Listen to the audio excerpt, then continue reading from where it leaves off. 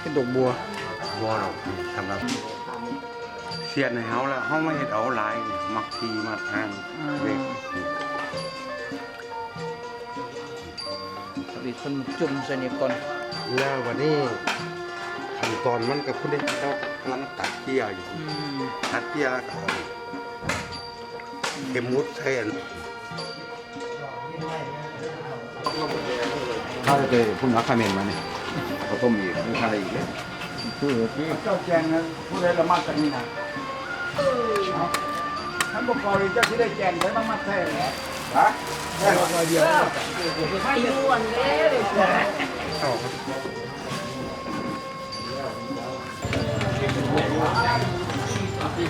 ขั้นตอนเนาะขั้นตอนในการเฮ็ด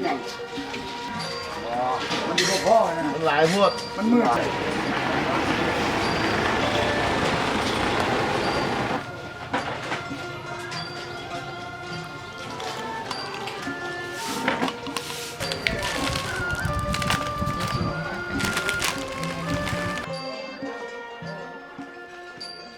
เริ่ม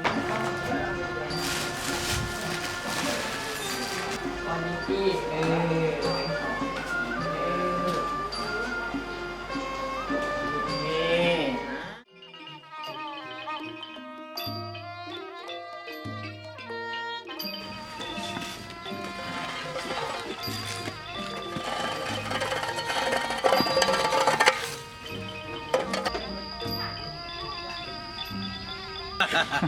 คือได้คือแล้ววะ คือ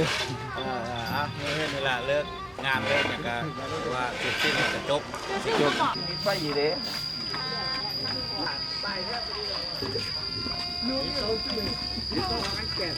มันน่าจะสำคัญแต่จวดอยู่นี่ อีกทุกนึงน้ำนึง นี่น้ำที่กล้องนี่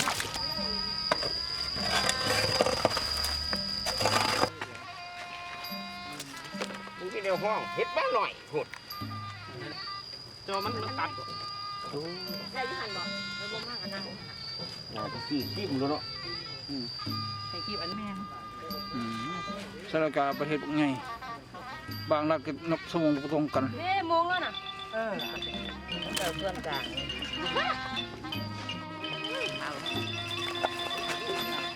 ใส่ในล็อกหืดข้างหืดแม่หืดเท้าจานคานเลยง่ายแล้ว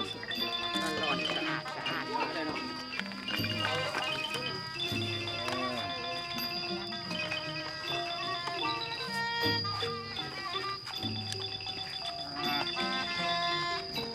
ตกใจคนอย่างเราคนนี้ เดี๋ยวคนชั้นคนไหนลงก่อนแล้วเดี๋ยวคนไหนแล้วสมบูรณ์เบา ใส่กันได้แต่เทียมคือไม่หักหน่อยนึงวันนี้ทั้งยิ้มเฮ้ยมานั่งยิ้มอยู่ป่ะเยเตสังอุปสัมโมสุโภอาทิอานิจาวัฏสังขาราอุปัตตวายาธมิโนอุปัสสิตวานิรุสติเตสังอุปสัมโมสุโภปั้นหัวต้องใส่วันนี้นะปั้นตัวต้องใส่ปั้นหัวต้องใส่ได้แต่คิดกูบอกปั้นอะไรมึงรู้จักหรอฮะนี่ตั้งตัว ปัตตาจานิปายาโสกปัตตาจานิโสกันตุสัพพิริปัญโน